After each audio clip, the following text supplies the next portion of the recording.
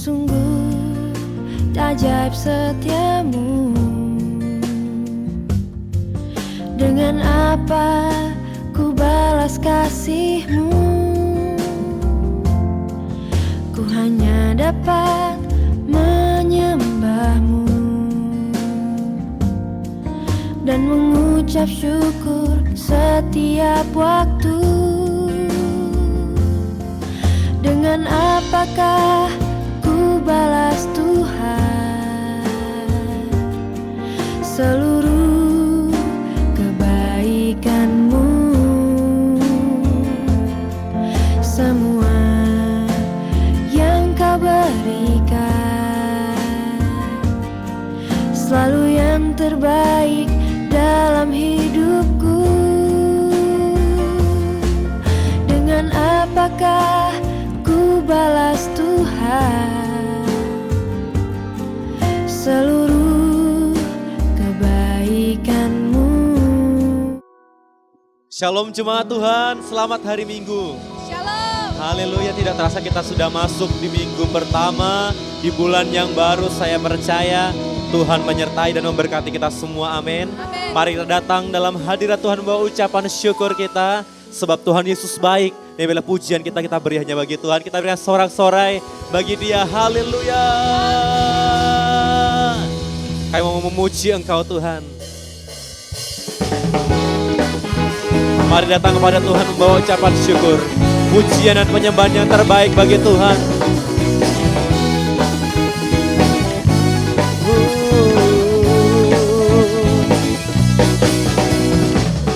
Datanglah ke bait-Nya dengan hati bersyukur, ke dalam pelataran-Nya dengan hati bersuka.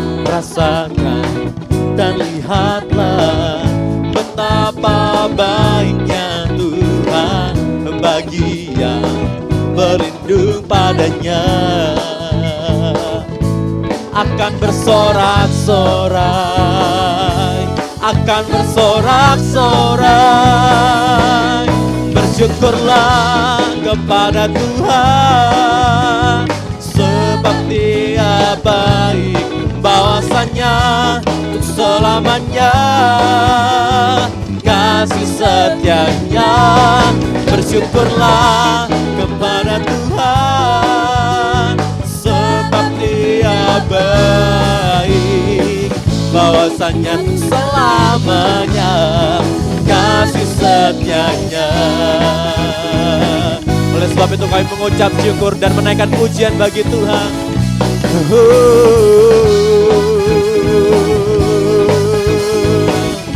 Datanglah dengan pujian, datanglah ke bait-Nya dengan hati bersyukur, ke dalam pelataran-Nya dengan hati bersuka. Rasakan dan lihatlah, Yesus baik bagi yang berlindung padanya. Akan bersorak-sorai, mari bersorak, akan bersorak-sorai. Bersyukurlah kepada Tuhan, sebab Dia baik, bahwasanya untuk selamanya kasih-Nya. Bersyukurlah kepada Tuhan, sebab Dia sangat baik, bahwasanya selamanya kasih setia-Nya.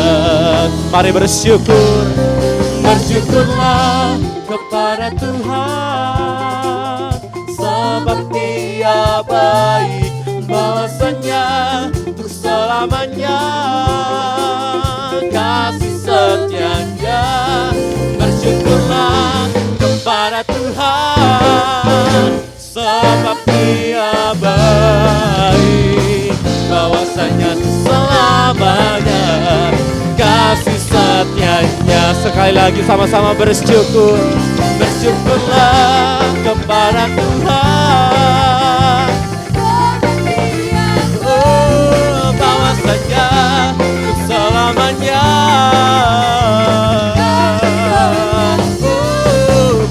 bersyukurlah kepada Tuhan, sebab Dia baik, bahwasanya selamanya kasih setianya selamanya, bahwasanya selamanya, amin, bahwasanya selamanya, yes, bahwasanya selamanya kasih setianya. Mari bersyukur, katakan bersyukurlah.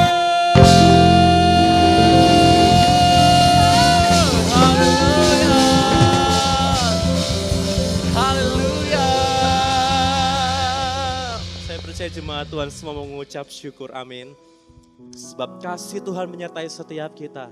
Dan percayalah sepanjang bulan yang akan datang ini, Tuhan juga menyertai setiap kita. Mari kita bangun iman percaya kita hari ini, saudara. Kita mau berkomitmen kembali untuk percayakan hidup kita sepenuhnya ke dalam tangan Tuhan.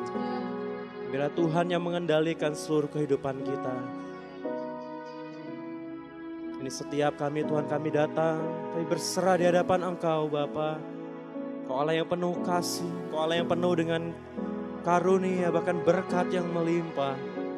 Kami serahkan hidup kami sepenuhnya dalam tangan kuasa Tuhan. Biar Tuhan yang ambil alih setiap kami. Dan ini ungkapan hati setiap kami, Tuhan. Haleluya.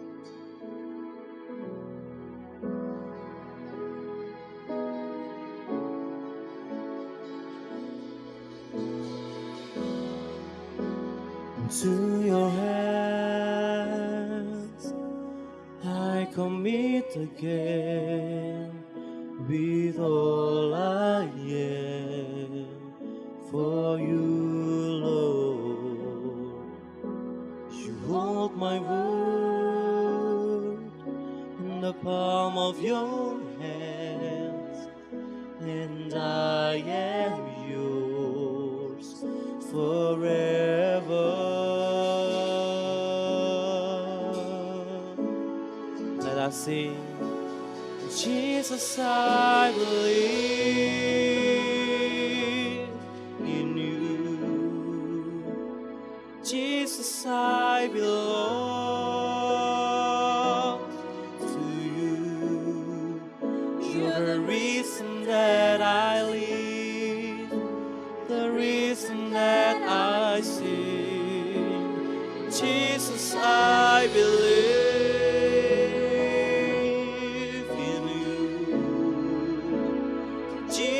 I belong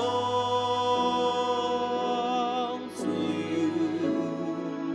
You're the reason that I live, the reason that I sing, with all I am.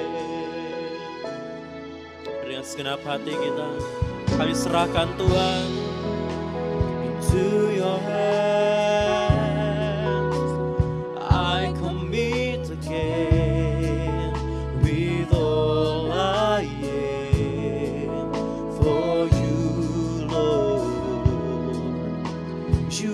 My wound on the palm of your hands, and I am yours forever. Oh, Jesus, I believe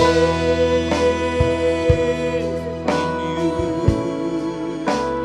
Jesus, I belong.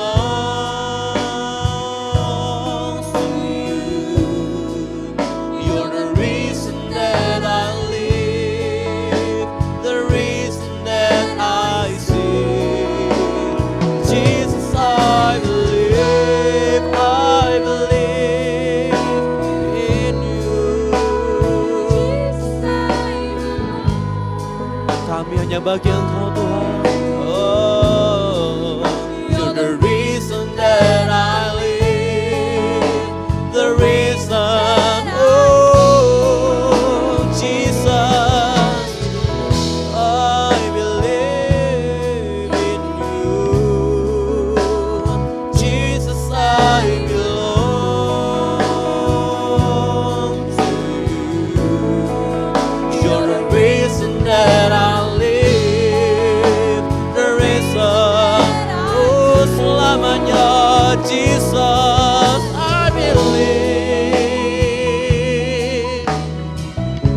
Tidak ada yang menggoyahkan iman kami Tuhan.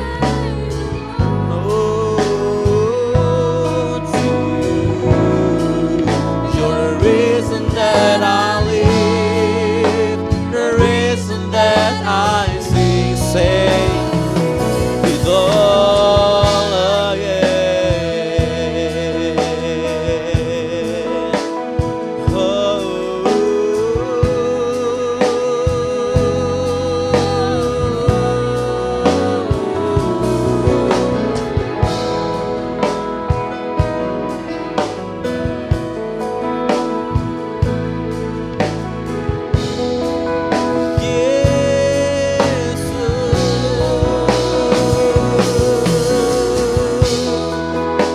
Engkau yang pegang hidup kami, Engkau yang pegang hidup kami, Engkau Allah yang menuntun dan mengajar kami.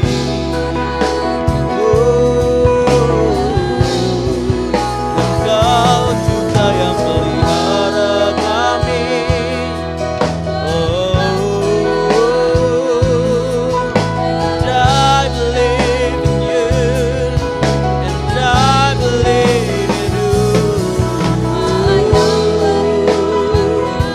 Kami percaya Tuhan. Sebab itu kami mau terus menyembah-Mu. Apapun yang terjadi dalam hidup kami, kami mau terus menyembah Tuhan.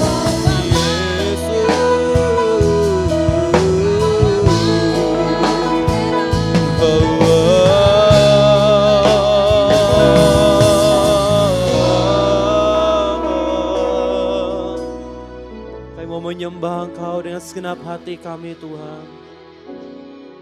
Kami mau lupakan segala pergumulan persoalan kami. Saat ini kami mau datang di hadapan Tuhan, menyembah Tuhan dengan segenap hati kami. Sebab Engkau berkata, carilah dahulu kerajaan Allah dan kebenarannya, maka semuanya akan ditambahkan dalam hidup kami.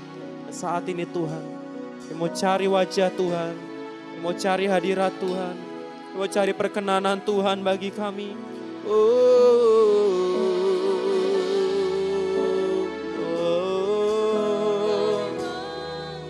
Kami perlu Engkau Tuhan, kami mau menikmati hadirat-Mu,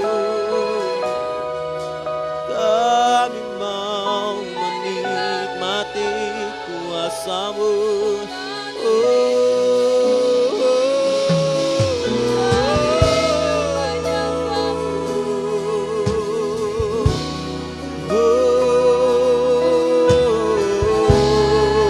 Mari saudara kita sembah Tuhan.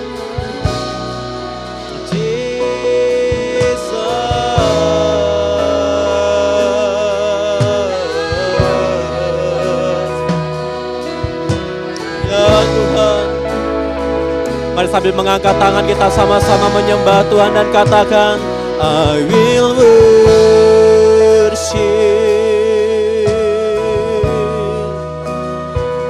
I will worship you. Say, I will worship, we worship you. I will I will worship you. We worship you, God. I will worship you. I will worship. Dengan segenap hati, dengan kerendahan hati sembah Tuhan. We worship you. We worship you, we worship you. I will worship you. I will worship you till forever. I will worship. Amen.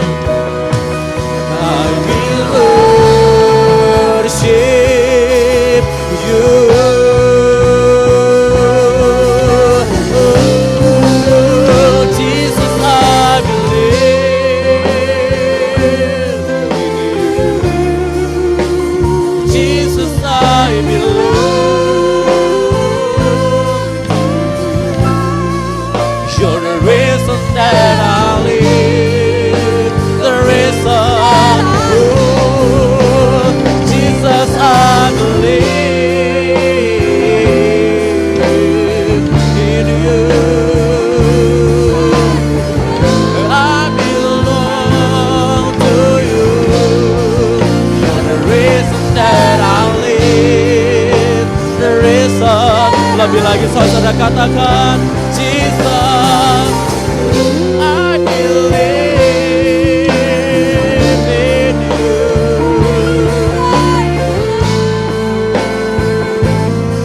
Kau alasan kami, you're the reason that I live, the reason, amen. You're the reason that I live. Dengan segenap hati katakan, you're the reason that I live, the reason that I sing with all I am.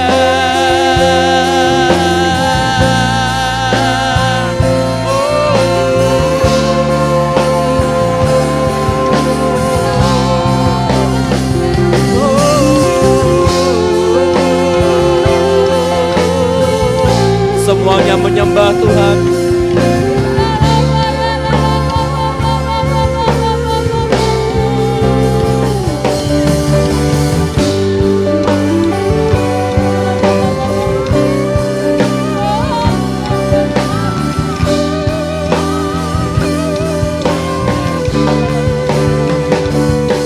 Dengan senang hati kami menyembah Tuhan. Dengan senang jiwa kami memuji-Mu.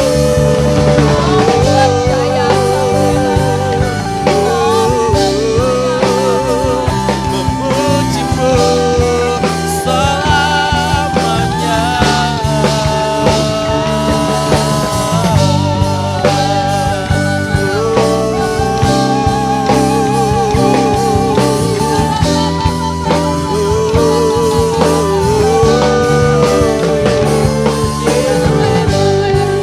Kami percaya Tuhan, dalam segala perkara Kau bekerja.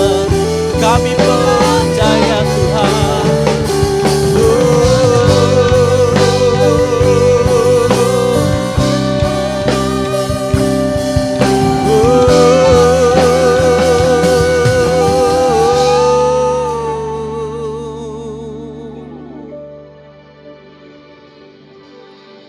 Sekalipun keadaan memaksa kami untuk kami tidak percaya kepada Tuhan, tapi hari ini Tuhan kami mau katakan I believe in you Lord.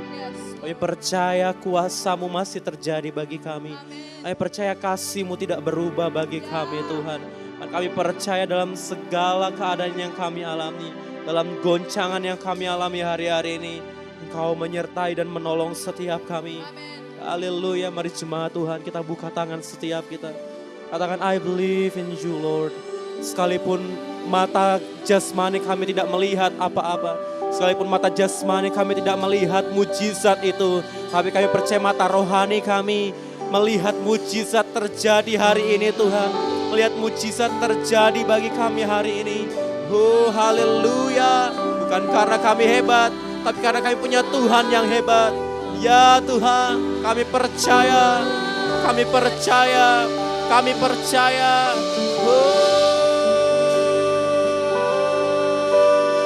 Yes, Kau dahsyat Tuhan. Haleluya, haleluya. Yes, Jesus. I believe in you. I will walk with you. I will walk with you. I surrender to your plans. You were there in all my struggles. Lord, I trust in you. I believe, I believe, I believe in you. I belong with you. I belong with Kami berserah Tuhan. I surrender to your plans. You were there in all my struggles. Lord, I trust in you. Say, I believe, I believe, I believe in you. Apapun yang terjadi, kami berjalan bersama dengan Tuhan. I surrender to your plans. You are there in all my struggles. Lord, I trust in you. I believe, I believe, I believe in you. Oh Jesus, I will walk with you. I will walk with you. I surrender to your plans. You are there in all my struggles. Lord, I trust in you. Mari katakan, even when the storm is raging, your word guards my heart. Even when it's hard to sing us, I will lift your name up high. Now that every chain is broken and my heart has been set free, I will trust in you. I will trust in you.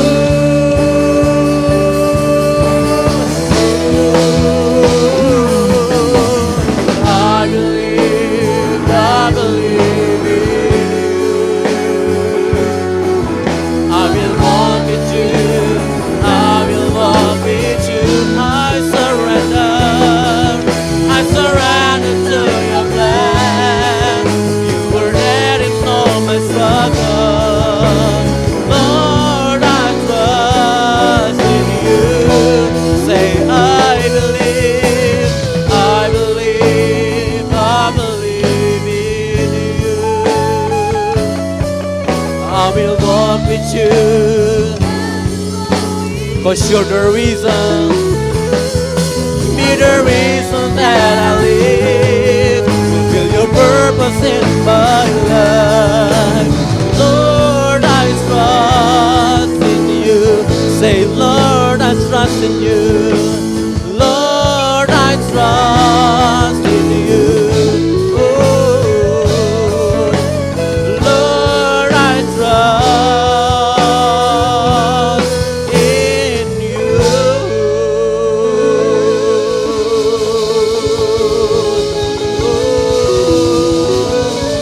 Biarlah kita terus percaya. Hallelujah. I believe in you, Jesus.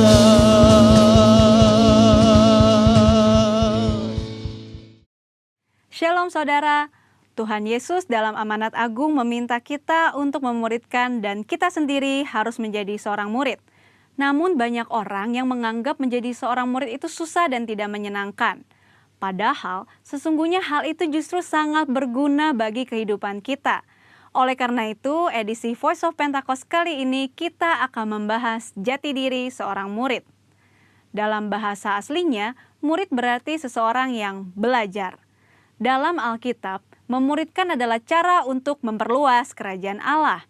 Inilah yang Tuhan Yesus lakukan selama pelayanannya di bumi ini. Ia mengajar dan melatih murid-muridnya untuk pada akhirnya diutus menjadi saksi. Dalam kitab para rasul, kita menemukan bahwa para rasul melakukan hal yang sama dengan apa yang Tuhan Yesus lakukan. Sehingga jumlah murid semakin bertambah di seluruh dunia sampai sekarang. Tentunya, hal ini tidak berarti semua orang percaya harus menjadi guru atau pengkhotbah. Namun sebagai murid, kita harus menjadi saksi melalui seluruh aspek kehidupan kita. Sebuah penelitian yang dilakukan oleh Russell McCann dan Marcia Webb pada tahun 2012 menunjukkan bahwa orang yang rajin membaca dan merenungkan firman Tuhan cenderung lebih setia kepada Yesus dan kuat dalam menghadapi tantangan. Hal ini sesuai dengan firman Tuhan yang berkata bahwa iman timbul dari pendengaran akan firman Tuhan. Itulah sebabnya kita harus lebih banyak membaca dan merenungkan firman Tuhan, agar pola pikir dan iman kita lebih kuat dalam menghadapi tantangan dan pergumulan hidup kita. Selain itu, kita juga dihadapkan dengan bahaya pengajaran sesat. Pengajaran sesat merupakan pola serangan iblis sejak di Taman Eden hingga akhir zaman. Karena iblis adalah bapa pendusta dan metodenya adalah dengan tipu muslihat. Untuk menghadapi tipu muslihat iblis adalah dengan pedang roh, yaitu firman Tuhan. Namun ada orang-orang Kristen yang tidak terlalu suka dengan pengajaran karena dianggap sebagai sesuatu yang rumit dan membosankan. Akibatnya, ada orang Kristen yang menganggap pengalaman rohani lebih penting daripada pengajaran. Mari kita renungkan ilustrasi ini. Mana yang Anda pilih? Melihat laut dari tepi pantai atau melalui sebuah peta? Berada di tepi pantai dan melihat laut secara langsung tentu memiliki kesan yang menyenangkan dibandingkan saat kita melihatnya melalui sebuah kertas yang terasa membosankan. Pengalaman rohani sama seperti melihat laut secara langsung dari tepi pantai, pasti lebih menyenangkan. Namun dengan menggunakan peta, kita dapat menyeberangi lautan dan peta dibuat berdasarkan pengalaman banyak orang. Pengajaran sama seperti peta, sepertinya membosankan, tetapi pengajaran disusun oleh orang-orang yang sudah mengalami banyak pengalaman rohani. Dan pengajaran memberikan perspektif yang lebih luas dibandingkan pengalaman rohani kita secara pribadi. Jadi, pengalaman rohani dan pengajaran sama pentingnya. Asumsi lainnya adalah menganggap pengajaran sebagai sumber perpecahan gereja. Namun tidak semua perpecahan adalah sesuatu yang buruk, terutama ketika berhadapan dengan pengajaran yang bertentangan dengan Alkitab. Albert Mohler menggunakan istilah theological triage, yaitu metode untuk menentukan tingkat kekritisan sebuah pengajaran. Tingkat pertama, yang paling kritis, yaitu pengajaran dasar yang mempengaruhi keselamatan seseorang, yaitu pengajaran mengenai Alkitab adalah firman Tuhan, ketritunggalan Allah, ketuhanan Yesus, karya penebusan, keselamatan karena kasih karunia melalui iman hanya kepada Yesus Kristus. Pada tingkatan ini, maka perbedaan pengajaran sekecil apapun tidak dapat ditoleransi, sehingga penolakan dan perpecahan dapat diterima, bahkan mungkin harus terjadi dan tidak dapat dihindari. Tingkat kedua adalah pengajaran yang tidak mempengaruhi keselamatan, namun berpotensi memisahkan gereja. Contohnya, pengajaran mengenai kepastian keselamatan, metode baptisan air, serta baptisan dan karunia Roh Kudus. Mungkin saja kita memiliki doktrin yang berbeda dengan gereja non-Pentakosta, namun kita tidak dapat mengatakan bahwa mereka tidak diselamatkan selama mereka percaya kepada Yesus Kristus sebagai Tuhan dan Juru Selamat. Tingkat ketiga, pengajaran yang berbeda namun tidak esensial untuk memisahkan gereja, seperti pengajaran mengenai urutan peristiwa Second Coming dan akhir zaman. Tanpa mengenali tingkat kekritisan pengajaran ini, maka kemungkinannya perbedaan pengajaran sekecil apapun dapat mengakibatkan perpecahan. Di sisi lain, terjadi kompromi yang berbahaya ketika pengajaran yang bertolak belakang diterima di dalam gereja. Lalu, apa langkah praktis yang harus kita lakukan untuk menjadi seorang murid yang sejati? Mulailah dengan membaca Alkitab setiap hari, mendengarkan khotbah dan pengajaran yang sehat dari gereja, serta mengikuti kelas-kelas pengajaran KOM di gereja kita. Ingat, seorang murid itu belajar. Belajar adalah sebuah usaha yang memerlukan ketekunan. Tuhan menegur bahkan mengutuk orang yang malas, baik yang malas bekerja maupun yang malas belajar. Marilah kita bertekun dalam pengajaran, dan Tuhan berjanji akan mempertajam telinga kita sebagai seorang murid. Maranatha, Tuhan Yesus memberkati.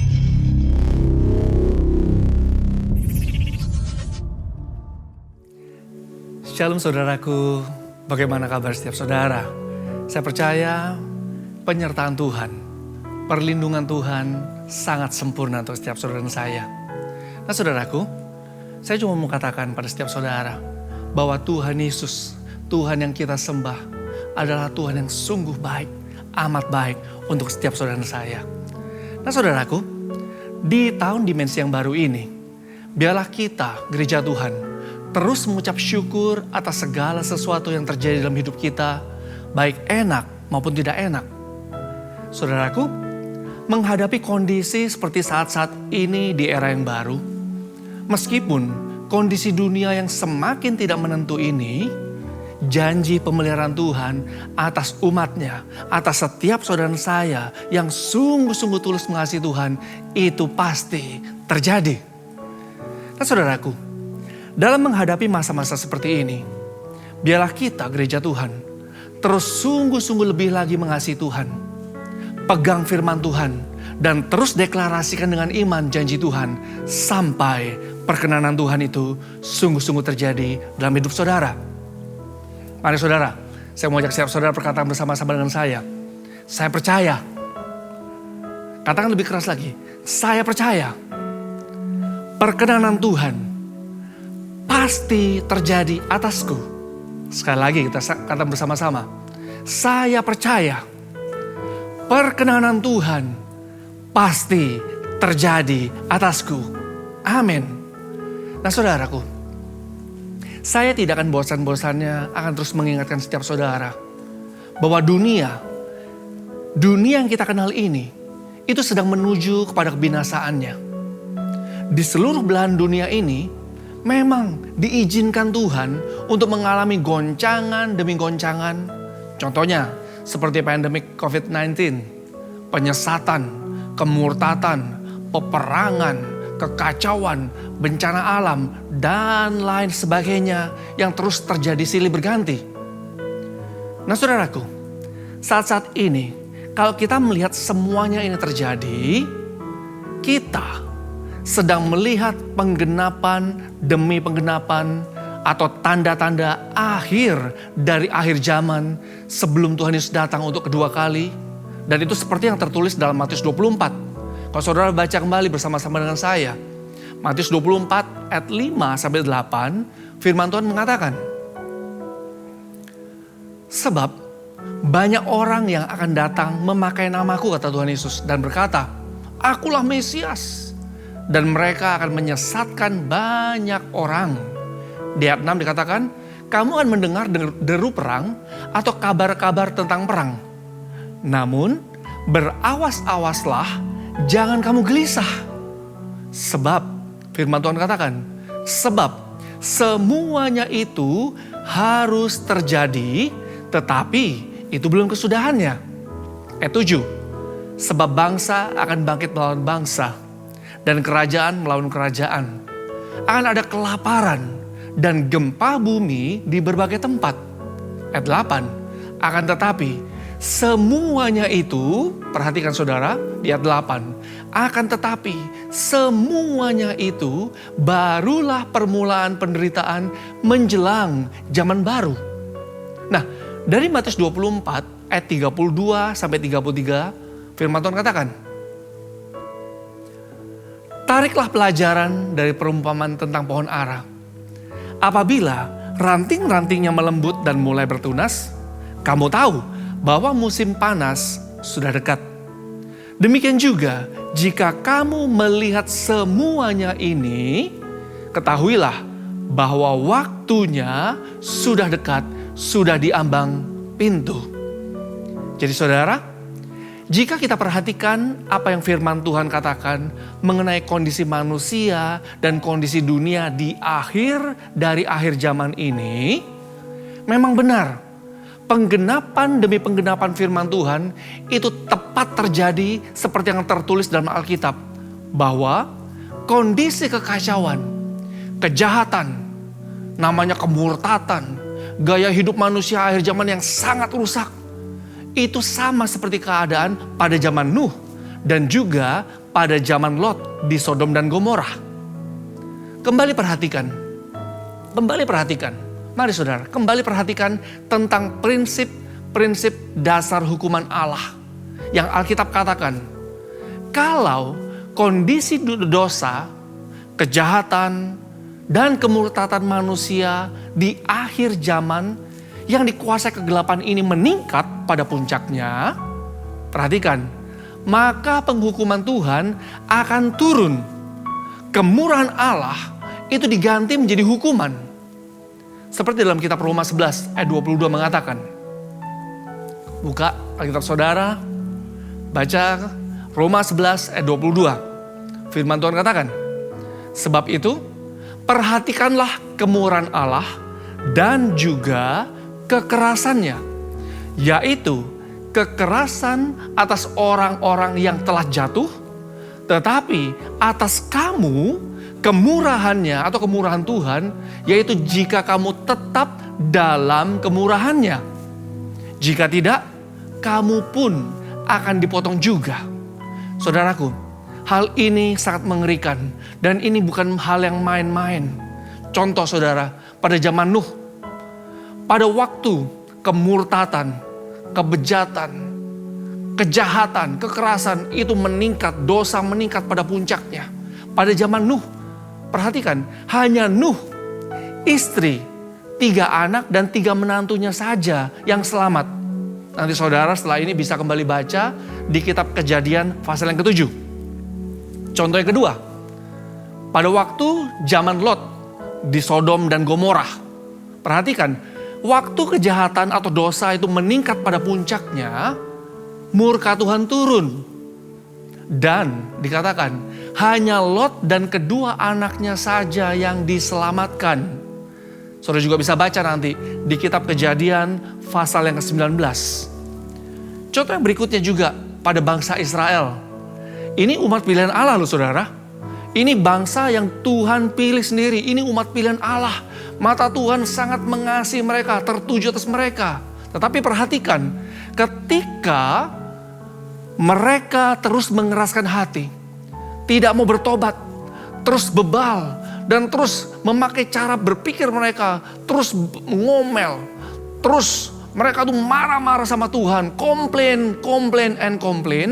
Ketika mereka keluar dari Mesir, perhatikan, generasi pertama yang seharusnya mereka melihat, mendengar perbuatan Allah dan janji Tuhan yang dahsyat, bahwa mereka dikeluarkan dari tanah perbudakan di Mesir menuju ke suatu tanah perjanjian yang berlimpah susu dan madu. Apa yang terjadi? Generasi pertama itu semua mati di padang gurun. Saudara baca nanti kembali juga di 1 Korintus 10 ayat 1 sampai 11. Nah saudaraku, untuk itu gereja Tuhan, saudara dan saya harus sungguh-sungguh melihat semuanya itu dari sisi kacamata Tuhan memandang. Jika kita melihat semua hal-hal di atas ini meningkat terjadi, seperti yang firman Tuhan katakan, artinya saudara, waktu kedatangan Tuhan itu sudah sangat dekat. Segala sesuatu di dunia itu sedang digoncang agar satu hal, yaitu kerajaan Allah, kerajaan Tuhan Yesus yang tidak tergoncangkan, dan kemuliaan Tuhan itu akan muncul dan tercurah lebih lagi ke atas muka bumi. Alkitab menekankan bahwa orang-orang yang sungguh-sungguh mencari Allah dengan tulus karena dia mengasihi Tuhan. Maka apa saudara? Orang-orang yang demikian ini dikatakan akan menghasilkan atau mengalami berkat, perlindungan, perkenanan, dan hidup kekal bersama dengan Tuhan Yesus. Tetapi sebaliknya, ketika orang-orang tersebut gagal atau tidak mau mencari Allah, maka apa yang terjadi? Itu semua akan menghasilkan kemerosotan rohani dan hukuman Allah. Dan pastinya saudara, yang sangat mengerikan adalah mati kekal selama-lamanya di neraka.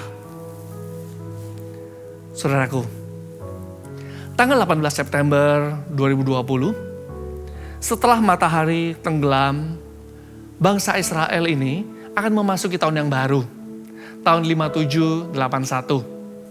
Nah saudaraku, seperti setiap tahun-tahun sebelumnya, sebelum mereka memasuki tahun yang baru, mereka itu saudara mempersiapkan diri untuk masuk ke dalam waktu-waktu untuk merendahkan diri sungguh-sungguh di hadapan Tuhan, mencari wajah Tuhan, bertobat, dan kembali ke jalan-jalan Tuhan yang benar. Nah, demikian pula untuk orang percaya saat ini, untuk orang-orang percaya atau gereja Tuhan saat ini. Dalam masa-masa seperti ini saudara, inilah masa-masa atau saat yang waktu sangat tepat, merupakan waktu yang sangat tepat untuk melakukan apa? Check up kehidupan rohani kita. Tuhan ingatkan saat-saat ini, apa sih prioritas hidup kita yang harus sungguh-sungguh kita harus lakukan? Apa prioritas hidup yang harus sungguh-sungguh saudara dan saya lakukan?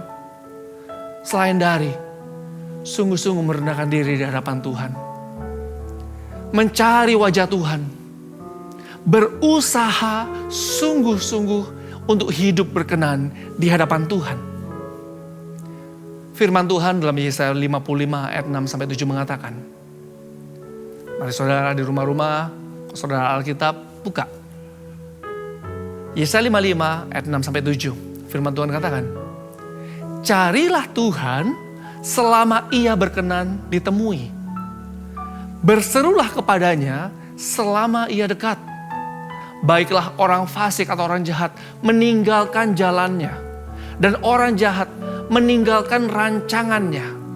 Baiklah ia kembali kepada Tuhan, maka dia atau Tuhan Yesus akan mengasihaninya.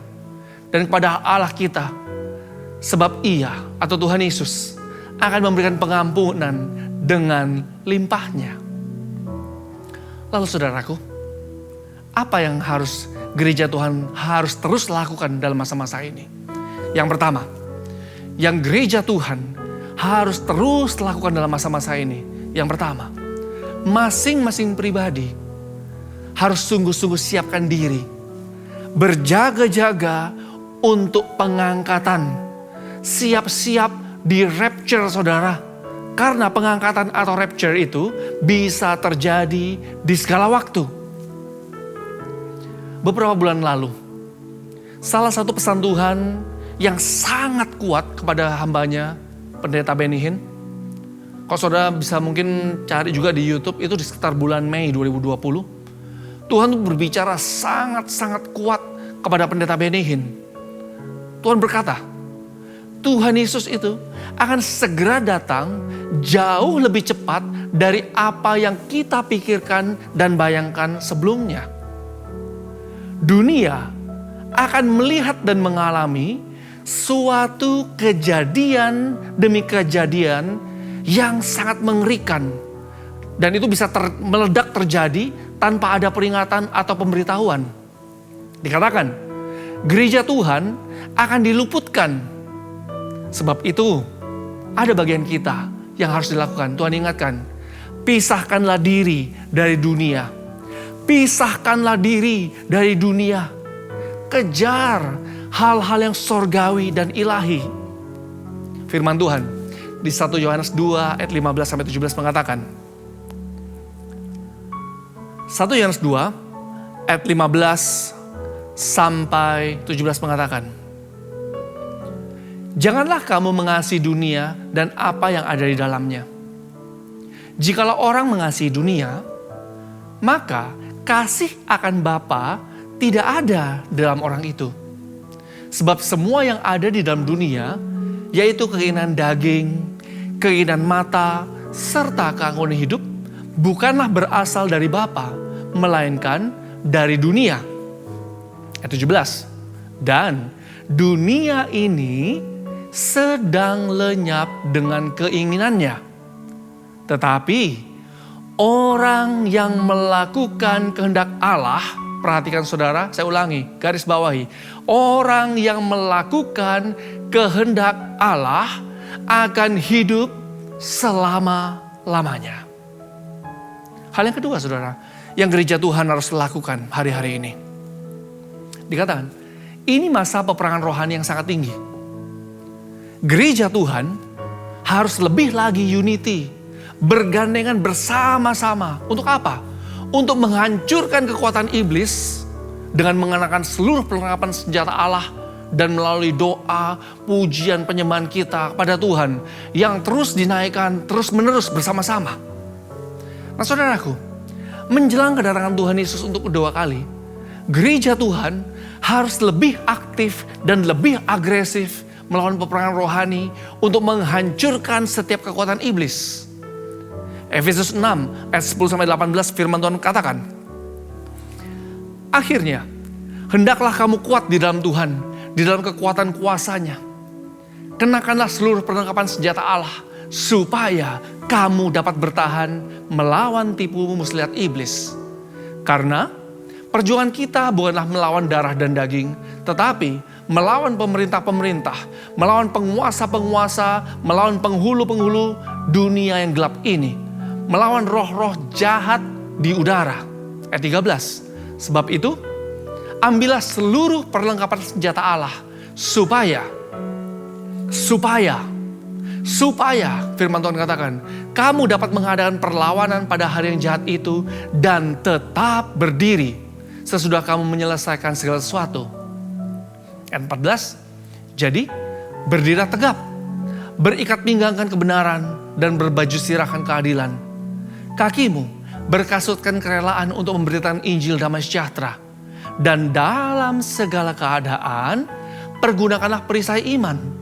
Sebab dengan perisai itu, kamu akan dapat memadamkan semua panah api dari si jahat. Dan ayat 17, terimalah ketopong keselamatan dan pedang roh, yaitu firman Allah. Dalam segala doa dan permohonan, berdoalah setiap waktu. Firman Tuhan katakan, berdoalah setiap waktu dalam roh, dan berjaga-jagalah dalam doamu itu dengan permohonan yang tak putus-putusnya untuk segala orang kudus. Nah, saudaraku, hal yang ketiga yang umat Tuhan harus hari-hari terus lakukan adalah umat Tuhan harus memiliki beban hati dan pikiran Kristus. Ini waktunya saudara, ini waktunya untuk kita sungguh-sungguh menyelaraskan hati dan pikiran kita dengan hati dan pikiran Kristus. Yaitu untuk menyelesaikan amanat agung Tuhan Yesus. Menyiapkan pencurahan Roh Kudus yang terbesar dan terakhir agar lawatan Tuhan, pertobatan jiwa-jiwa, pertobatan kota, pertobatan bangsa itu terjadi on time. Hal yang keempat saudara, apa yang gereja Tuhan harus lakukan? Yaitu harus ditambah doa puasa. Saudaraku, doa puasa ini adalah salah satu cara untuk merendahkan diri juga di hadapan Tuhan lebih lagi. Firman Tuhan juga katakan, ada hal atau jenis-jenis tertentu yang Tuhan sendiri katakan tidak cukup dengan doa, tetapi harus ditambah dengan puasa. Seperti di dalam kitab Matius 17 ayat 21 mengatakan, Tuhan katakan, jenis ini tidak dapat diusir kecuali dengan berdoa dan berpuasa.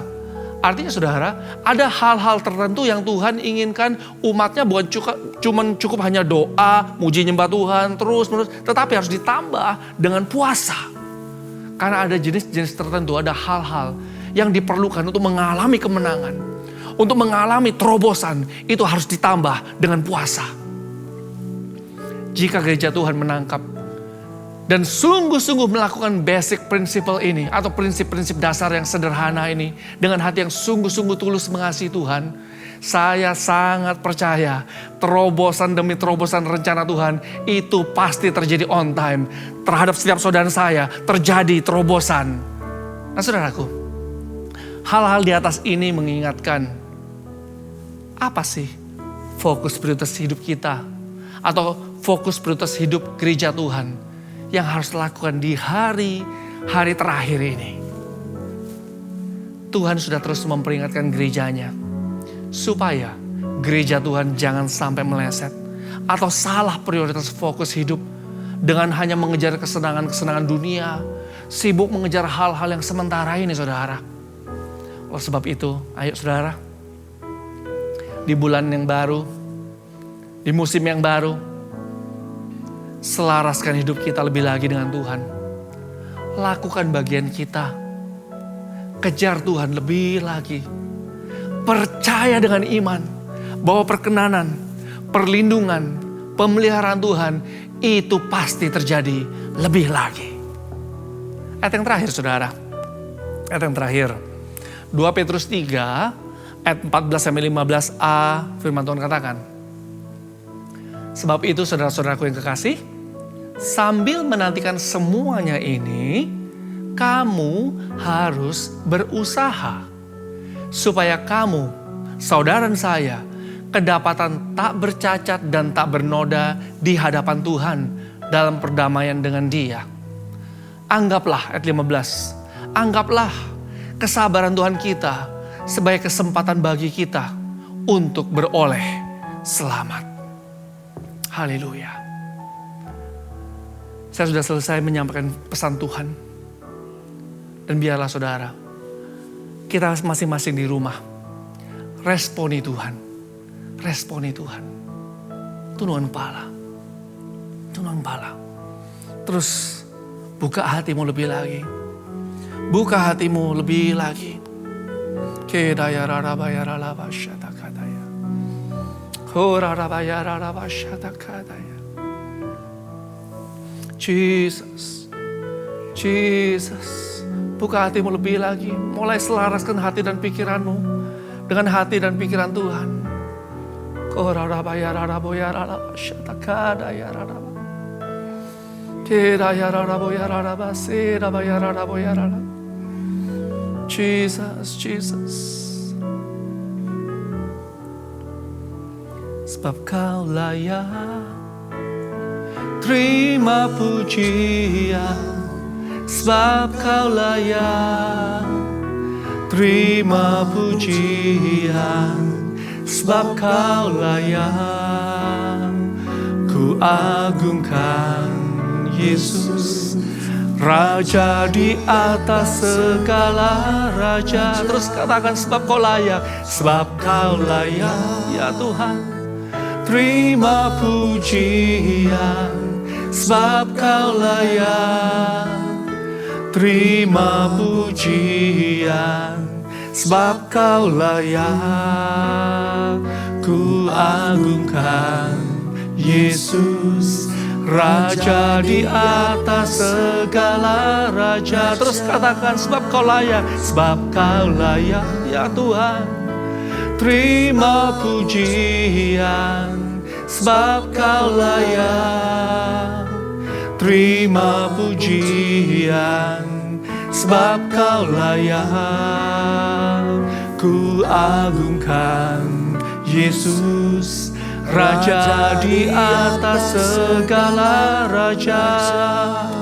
Katakan, Yesus, ku sembah Kau, sujud di hadapan-Mu.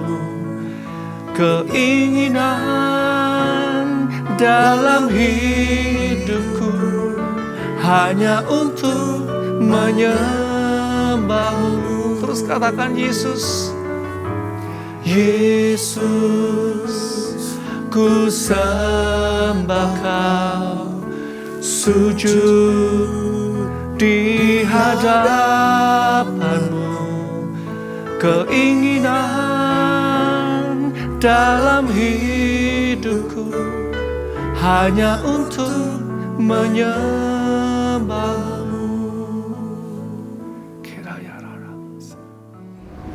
Mari sebelum kita mengakhiri ibadah kita pada hari ini, mari saya undang saudara untuk boleh mengangkat kedua tangan kita. Kita akan menerima berkat daripada Tuhan. Hamba-Mu meminta berkat yang berlimpah-limpah dari Bapa di surga, dalam kasih karunia Anaknya yang tunggal Tuhan Yesus Kristus, dan dalam persekutuan yang manis dengan Roh Kudus, tercurah melimpah dalam hidup-Mu dan hidupku, dari sekarang sampai Maranatha, sampai Tuhan Yesus datang, bahkan sampai selama-lamanya. Yang percaya dan diberkati Tuhan, kita sama-sama katakan, amin. Selamat hari Minggu, Tuhan Yesus memberkati.